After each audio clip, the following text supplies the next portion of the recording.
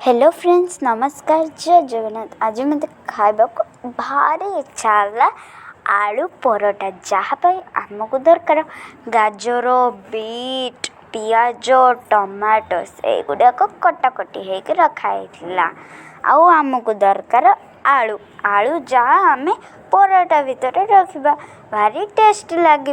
देखा चलते तापर कौन कौन हो आलू गुड़ाक से ही परिवार पकागला, तापर मसला पकाई मिक्स करा दिगला, तापर अटा चकुटा गला। अटा चकुटी गला आमे से घोड़े रखीदे से भितर आलू रखिकी आमे बेलिले, जहाद्वारा आमर परोटाटी भारी टेस्टी लगे। पुणी सेमती ही चलला।